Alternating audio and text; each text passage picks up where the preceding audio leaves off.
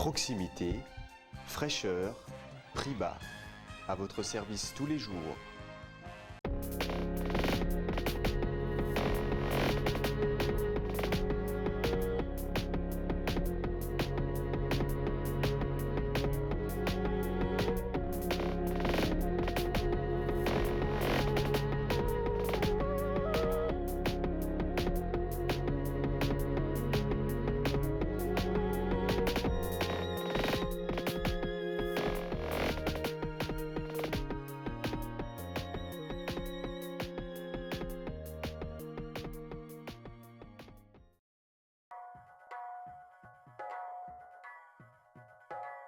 Au sommaire de Mac 3V, un documentaire sur la libération de Tinziller et tout de suite un clip sur la commémoration du 60e anniversaire de la libération de Reichshofen-Niederbronn.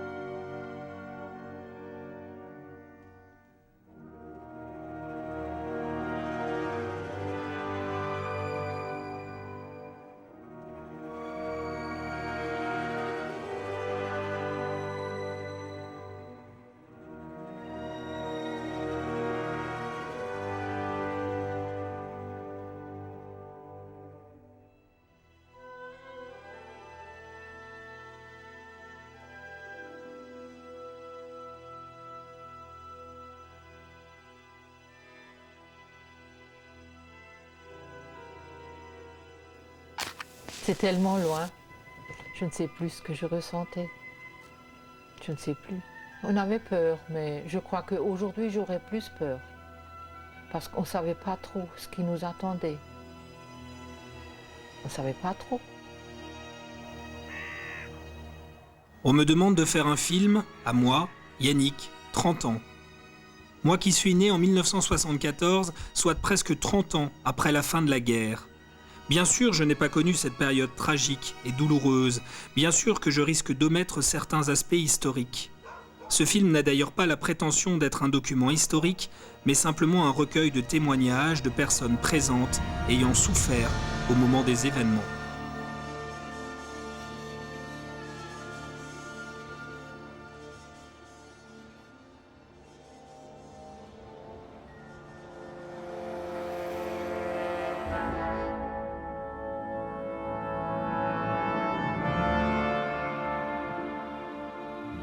En 1944, les deux débarquements alliés en France, celui du 6 juin en Normandie et celui du 15 août en Provence, bousculent les événements. Craignant d'être piégés par la jonction de ces deux forces, les Allemands se précipitent en Allemagne dès la fin août.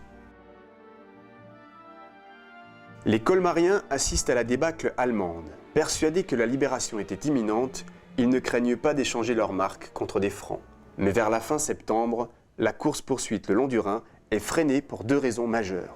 D'abord, les Allemands ne veulent absolument pas abandonner l'Alsace et la Lorraine, considérés comme des territoires du Reich. Ensuite, d'épouvantables conditions météorologiques ne favorisent pas l'utilisation des avions alliés. Ce n'est que très tardivement que les Allemands renforcent leur défense. Ils envoient les femmes et les enfants en Alsace-Bossu creuser les tranchées. Ils veulent gagner du temps en résistant et mettre au point leurs nouvelles armes. Ces principales raisons ont fait que la libération du territoire entre Épinal et Saint-Dié a pris environ 6 semaines, soit un temps énorme en causant de lourdes pertes aux Américains. Pendant ce temps, le général Eisenhower a profité de la pause pour mettre au point une grande offensive le 20 novembre sur le front ouest, dans la neige et la boue. L'armée allemande se replie. Leclerc voulait absolument être le libérateur de Strasbourg. Il s'est donc arrangé pour entrer le premier dans la ville qu'il libérera pratiquement sans combat le 23 novembre 1944. C'est ainsi que Strasbourg est libéré, finalement assez tardivement.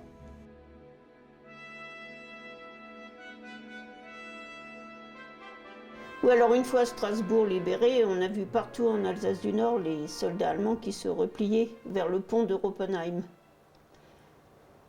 Les habitants étaient privés d'électricité et donc de radio, donc de nouvelles, et ils n'ont pas su que les Allemands, dès le lendemain, le 24 novembre, ont contre-attaqué et qu'ils renforçaient leur défense en faisant venir des divisions nouvelles. Alors le dimanche 26 novembre, les habitants de Zinswiller, par exemple, étaient dans la rue, rassemblés, et ils attendaient les libérateurs, ils attendaient les Américains. Et puis ils ont entendu un bruit de chenilles et ils ont vu apparaître les chars allemands. L'armée allemande réoccupait le village. Et donc, avec cette apparition, disparaissait l'espoir de voir une libération sans combat.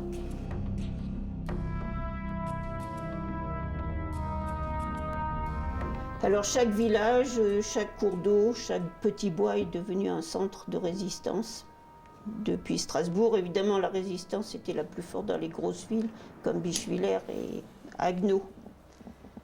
Et si bien que la libération a demandé 3 semaines pour l'Alsace du Nord, du 23 novembre au 15 décembre. Le village a été transformé en véritable forteresse, il était entouré de chars allemands, il y avait des positions d'artillerie et des mortiers placés au cimetière qui est dans les hauteurs, entre Hopfwiller et Zinswiller. Les Américains ont pu atteindre le pont sur la Zinsel le 2 décembre, mais celui-ci était protégé par un char allemand. Les Allemands ont d'ailleurs fait sauter le pont dans l'après-midi, et il y a eu 2 autres victimes civiles, et c'est le 3 finalement que les Allemands se sont repliés sur Oberbrunn et que le village a pu être nettoyé. Alors on les a vus, les premiers Anglais qui sont arrivés, on les a vus, le fusil pointé sur nous, hein. Et mon papa, il est allé devant, il a fait... Et puis alors, on ne l'a pas compris, mais il a fait signer qu'il a soif. Alors mon père, qui avait du vin à la cave, qu'il a fait soi-même, il lui a offert un verre de vin. Et c'était le premier contact qu'on avait avec des militaires autres que les Allemands. Il y avait un certain nombre de maisons endommagées et le presbytère catholique qui avait été la proie des flammes, ainsi que l'église endommagée. Ici, tout était démoli déjà. Après tout ça, ça s'est passé entre les deux. On a été libérés par les Américains et puis ils sont repartis. C'est alors que les gens ont fui. Au début, les civils étaient dans les caves. Je pense qu'ils se sont réfugiés dans les caves dès le 29. Mais il faut des caves profondes. Alors il n'y en avait pas beaucoup. Il y en avait une au presbytère, à l'usine de Dietrich ou au restaurant Le Vengout. Oui, on dormait à tour de rôle. On dormait sur un petit lit provisoire parce que dans la cave, il n'y avait pas beaucoup de place. Il y avait un grand tas de betteraves, un grand tas de pommes de terre, et puis encore un petit tas de pommes de terre. C'est là-dessus que ma mère, elle installait un petit lit, et à tour de rôle, au bout de 2-3 heures, c'était au tour du prochain pour dormir. Et les autres dormaient sur la chaise, on s'installait sur la chaise. Certains, dès le 30 novembre, ont décidé de gagner la montagne. Alors je cite le jeune Bernard Merkling qui a assisté, et qui dit « C'est toute une longue file de voitures, de chariots, de brouettes qui quittent le village. Les gens ont vidé leurs armoires avec précipitation. Matelas, provisions de bouche, linge empaqueté dans des serviettes, casseroles enfumées, voisines avec des bottes de paille sur lesquelles sont juchés des couvées d'enfants, des chats, des chiens. » Et puis les Allemands ont évacué le reste de la population le 1er décembre parce que les combats devenaient plus violents. Alors les civils étaient réfugiés un peu partout, au Liesenthal, dans le restaurant du Mühltal, à l'Eselplatz, qui est sur le territoire de Villers, à Lungertal, sur Liemenkopf, enfin partout où ils ont trouvé de la place. Et où il y avait de l'eau aussi. Charles Flair de Dambach a été incorporé de force dans l'armée allemande le 15 février 1943 dans le RAD ou le Reicharbeitsdienst près de Hambourg. À cette époque, il a 20 ans. Le 10 mai 1943, il rejoint la Wehrmacht. Blessé par les Américains lors du débarquement de juin en Normandie, alors qu'il portait l'uniforme allemand, il décide de ne plus jamais rejoindre son unité et ses ennemis jurés.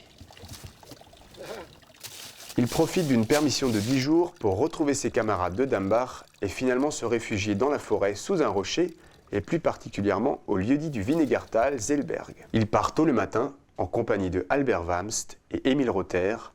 Nous sommes le 11 septembre 1944.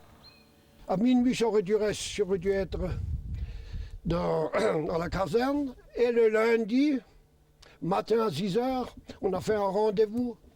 Ça s'appelait le Gebelstal, là. Zellberg, à côté du Zellberg. Et c'est là qu'on s'est rencontrés à 6 h.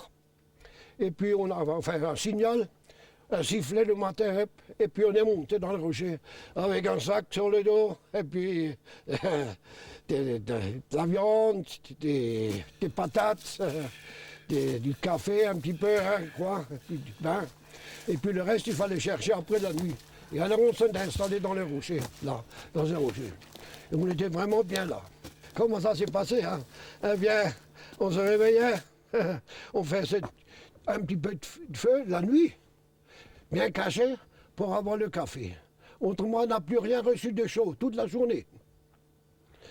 Alors on mangeait du pain, du lard, ou de ce qu'on a reçu dans la maison, parce qu'à cette époque, hein, la nourriture n'était pas tellement... Et puis naturellement, on jouait aux cartes. On jouait aux cartes des heures et des heures. Et puis, ou bien c'était... des autres jeux qu'on faisait, quoi. Et puis non seulement ça, on allait un petit peu aussi à la chasse. Comme ça, voir un petit peu. Surtout, moi j'avais un mousqueton, et les autres avaient aussi un. Alors quelquefois on allait à la chasse. Mais là, du côté du rocher, on n'a rien fait. C'est plus tard qu'on a qu'on a posé des collets, quoi.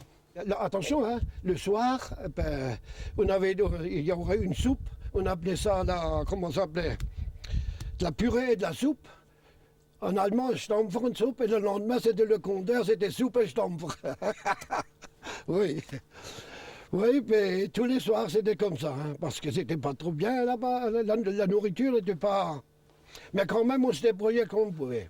On allait au bord de la forêt, et là, il y avait un chemin, et en dessous du chemin, il y avait une petite source. Et alors, on attendait que c'était noir, nuit, et là, on cherchait une corbeille comme ça, là, dans une cruche.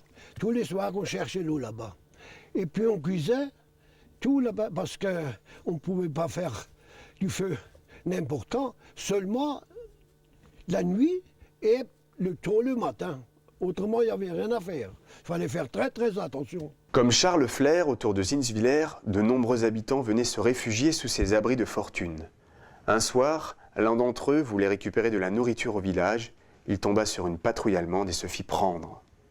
N'ayant pas de nouvelles de lui et craignant d'être dénoncés, ils quittèrent le rocher pour se réfugier dans une grange de Dambach environ 15 jours.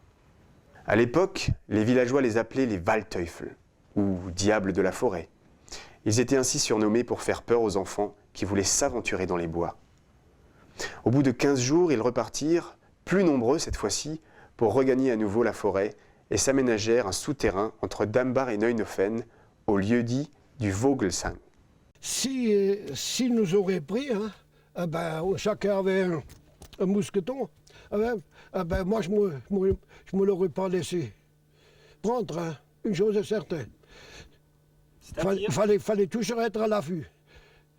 Il n'y a rien à faire. Je dis, hein, le premier qui me dira halt, ça claque. Voilà. C'est-à-dire vous aviez toujours une arme avec vous? Toujours, le mousqueton toujours sur moi. Un menton et toujours le mousqueton. Ah, toujours. Là, on se promenait égal qui. La nuit, lorsqu'on cherchait de la nourriture, partout là, chez soi, chaque fois. Il y en a un qui restait dehors et les autres sont rentrés pour chercher.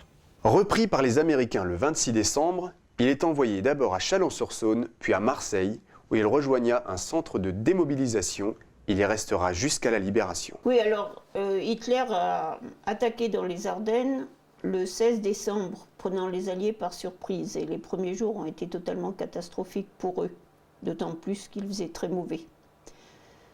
Le 21 décembre, le général Patton s'est porté au secours des Ardennes avec sa 3e armée qui était jusque-là en Moselle. Il a donc libéré des positions en Moselle qui ont dû être reprises par la 7e armée américaine, qui est l'armée qui nous concerne, ou qui nous concernait en Alsace du Nord.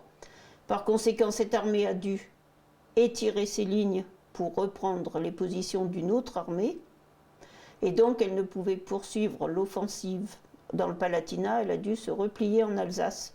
Et c'est pourquoi on a vu les libérateurs repartir dans l'autre sens. À la plus grande inquiétude des civils qui se sont dit, mais il n'y a pas de relève, est-ce que les Allemands vont revenir et est-ce qu'ils vont se livrer à des représailles parce que nous avons sorti le drapeau américain ou le drapeau français. Concernant le repli des Américains, j'ai recueilli le témoignage de Bernard Merklin. L'espoir de paix est devenu depuis quelques jours bien faible, car en une file ininterrompue, des chars d'assaut, des remorques avec des canons, des jeeps et des camions passent, tous chargés de soldats, en direction d'Ingwiller. Il y en a d'autres qui occupent nos positions pendant que nous prenons du repos, expliquent les Yankees. Cette affaire me paraît louche, dit mon père, car on n'a jamais vu passer les soldats qui devaient relever cela. Enfin, personne ne sort de ces manœuvres, et c'est ce qu'ils veulent. Dans la montagne, on entend toujours les lointains coups de canon. Entre Zinswiller et Bärental existe un lieu-dit, le Mühltal.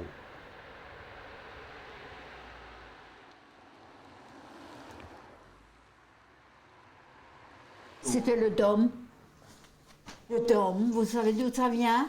De la rivière qui est passée ici. C'était pas la rivière, c'est pas la Zinsel qui est passée ici. C'est le canal des deux Dietrich qui est passé ici, où ils ont fait marcher les machines avec la turbine. Ben, c'était le lavoir, il était assez grand. Hein.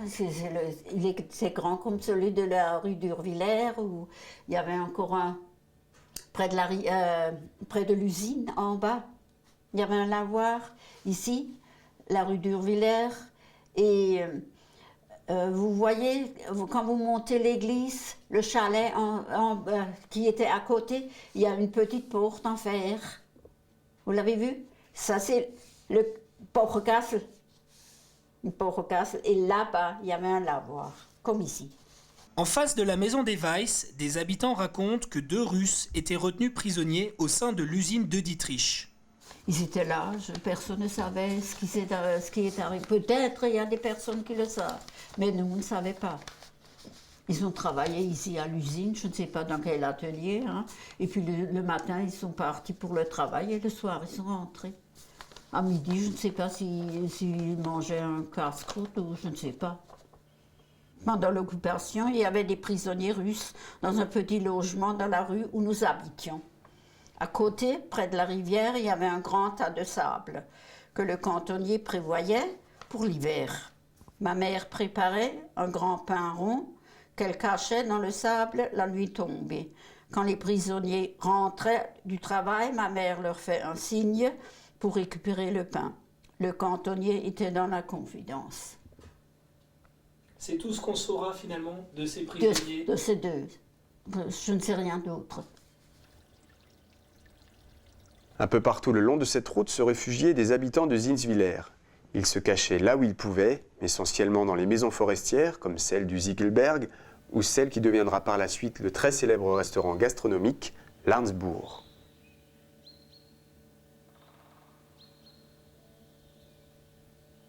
Lucien Elf n'était pas un malgré nous, loin de là. Pesant à peine 40 kilos à 18 ans, les Allemands préfèrent le réformer et le renvoient chez ses parents pour les assister dans les tâches quotidiennes. Il s'occupe alors des parcelles de bois ainsi que des champs autour de la maison. Suzanne Graf, qui deviendra sa femme en 1952, vivait alors à Bärental avec ses frères et sœurs. Elle avait 14 ans. La famille Elf a hébergé une habitante de Zinswiller qui est venue se réfugier avec sa mère et son frère. Ils ont vécu au premier étage de la maison un peu moins d'1 mois. Lucien ne se souvient malheureusement plus que de son prénom. Elle s'appelait Jeanne.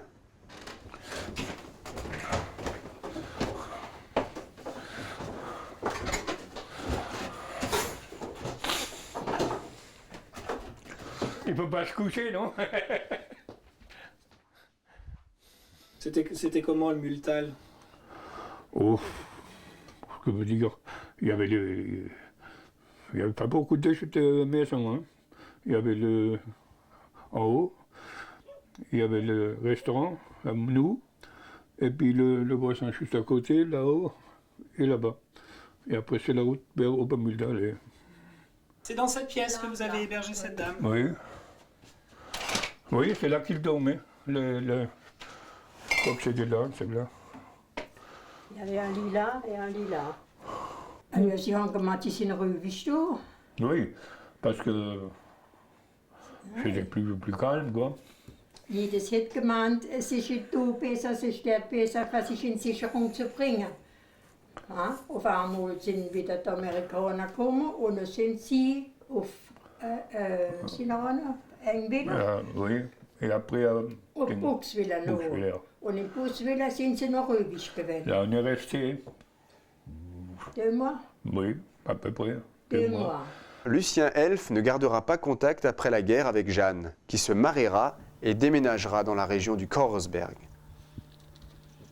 En consultant les archives de la mairie de Zinswiller, nous apprendrons qu'il s'agissait bien de Jeanne Gullung, née en juillet 1929, qui se mariera avec Alfred Ugel le 28 septembre 1951 à Winsenheim-Korsberg. Ils ont eu 3 enfants. Jeanne est décédée le 31 juillet 1993 à 64 ans d'un arrêt cardiaque.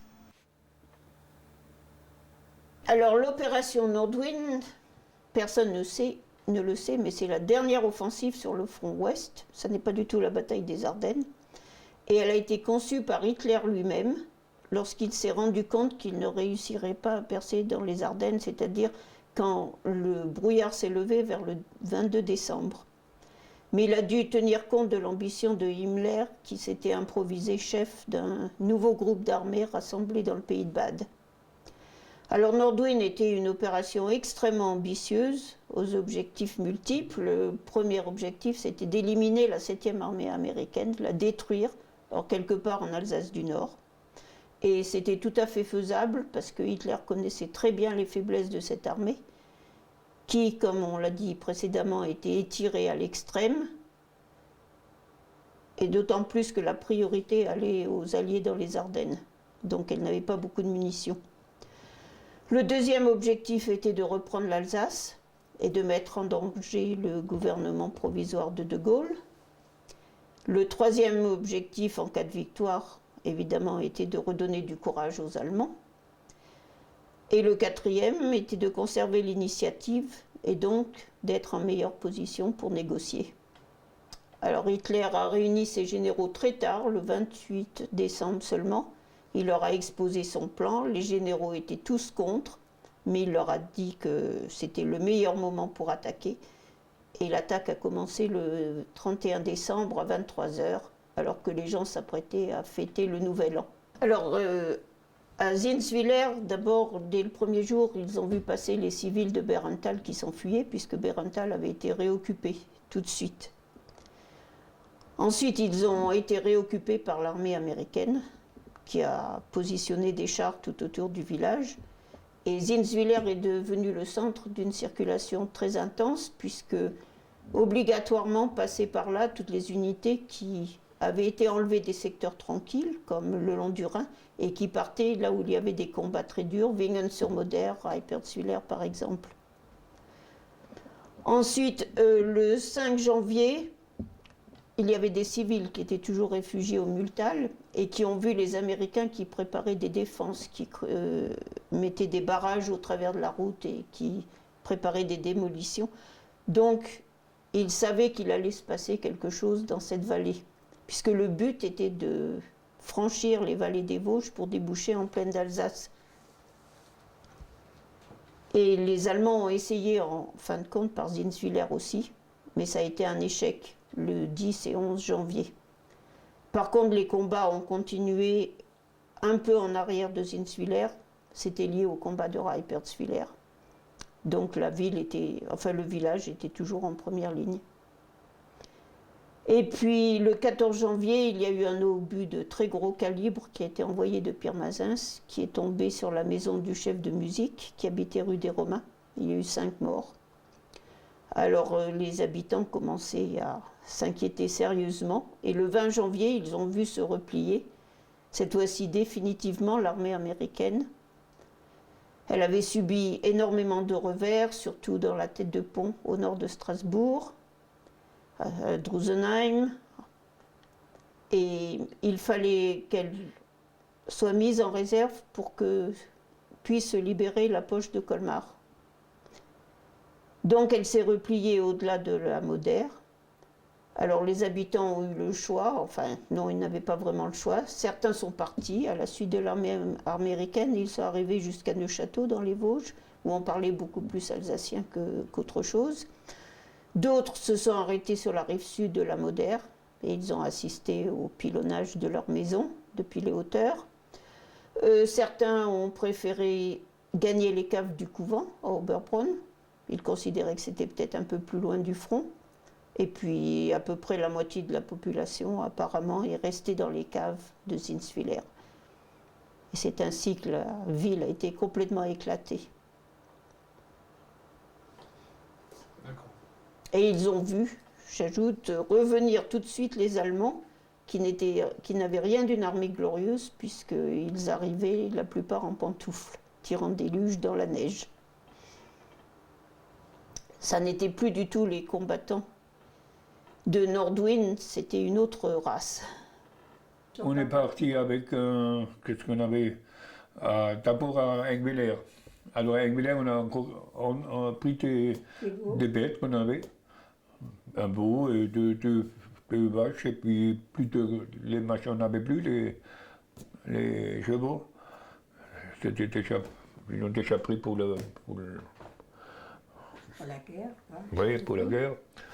Et puis on allait, c'est tout, à Engwiller, et on allait en vélo et à peu de quelque chose à Buxwiller. Oui, alors c'était cette fois-ci une grande offensive de printemps qui était également coordonnée sur l'ensemble du front, et il fallait libérer là la Sarre et le Palatinat. L'opération est partie de la Moder. Alors elle a commencé le 15 mars, elle était précédée par des bombardements violents. Les bombardements ont repris le 16 mars, Zinswiller a été touché, il y a eu beaucoup de maisons détruites. Il y a eu énormément de victimes civiles, et notamment un couple de Zinswiller qui se croyait beaucoup plus en sécurité à Niederbronn et qui a été pris dans les bombardements. Mais le 16, après le bombardement, l'armée américaine a libéré Zinswiller sans problème. Les Allemands s'étaient repliés. Alors les habitants ont été très surpris parce qu'ils ont vu des Noirs qui réclamaient du schnapps. Et ils avaient peur. Il y a eu une très grosse propagande allemande faite contre les Noirs. C'est-à-dire que dès l'instant où des troupes un peu bronzées, comme les gens du Maroc par exemple ou d'Algérie, sont arrivés en Alsace, dans les journaux, qui étaient encore allemands à l'époque, sont parus des articles où on parlait de viol de femmes et on faisait peur à la population.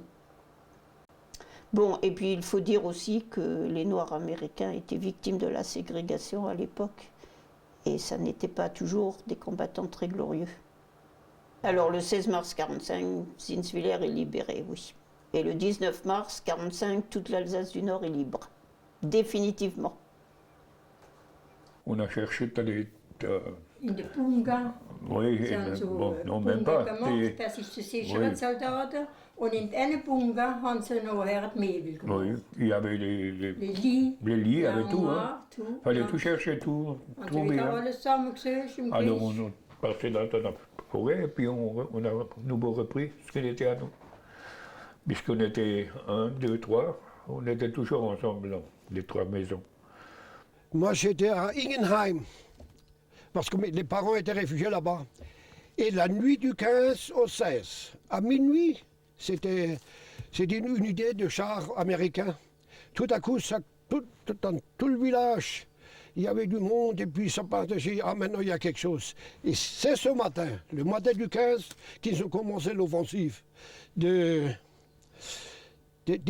Là, ils sont partis sur le front. Le matin, de minuit, 1h, ils tiraient partout là, et puis j'ai dit maintenant, et c'est là que l'offensive a commencé. Et puis 2 jours après, nous, c'est-à-dire le 17 et le 18, on est descendu pour voir ce qui est arrivé chez nous. Alors je passais du côté de Merzwiller et de Pfaffenau, partout, il y avait encore des chevaux qui traînaient là de droite à gauche. Tout était, alors, il fallait encore faire attention qu'il n'y avait pas de mine. Et c'était là que Zinswiller a été délivré, voilà. Voilà. Voilà, je me rappelle de ça.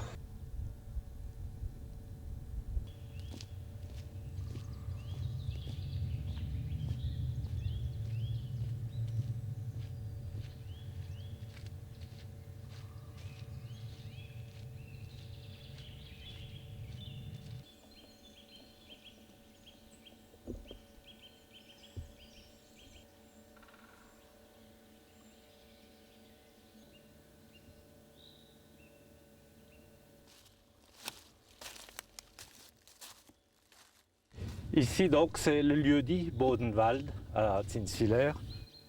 C'est le symbole US, hein, c'est la croix US. Hein. Et bon, c'est pour se rappeler de l'endroit où s'est donc craché le bombardier Liberator B-24. L'avion est entré en collision avec 2 autres bombardiers dans les nuages. Hein. L'avion n'a pas été abattu par la chasse allemande, c'est un accident. Donc 2 sont tombés à Mühlhausen, à quelques kilomètres d'ici. Et celui-là, il était considéré comme perdu d'ailleurs. Il pensait qu'il était tombé dans la Manche. Et en fin de compte, j'avais signalé ça au ministère de l'Air à Paris, suite à un article dans les DNA à Strasbourg. Puis donc en 1998, les Américains sont venus. Puis pendant 1 mois et demi, ils ont entrepris de fouiller le sol, qui a permis de découvrir donc les restes de 8 soldats, de 8 aviateurs américains sur les 9 que comportait l'équipage. l'équipe américaine est venue, c'était une quinzaine d'hommes qui étaient hébergés d'ailleurs à Niederbronn dans un hôtel et qui pendant un mois ont fouillé, donc une quinzaine d'hommes de l'US Army et qui est stationnée en Allemagne. C'est une section spécialisée dans les recherches de soldats américains tombés durant la Deuxième Guerre mondiale. Toute la terre qui était extraite a été tamisée, lavée, afin de recueillir des fragments d'os pour permettre donc de voir l'ADN après. Alors bon, ils ont déjà trouvé pas mal de débris métalliques, des fragments de parachutes, d'ailleurs aucun n'avait pu sauter d'ailleurs, des fragments de parachutes, des objets métalliques, 2 mitrailleuses pratiquement intactes qui ont été trouvées, puis tous les fragments d'os, hein. Tous les ossements sont partis à Hawaï pour l'ADN. Et puis les objets métalliques provenant de l'avion ont été ferraillés. Le 23 août 2001 a eu lieu une grandiose cérémonie à Arlington où tous les membres de l'équipage ont été inhumés avec naturellement tous les honneurs militaires qui leur sont dus.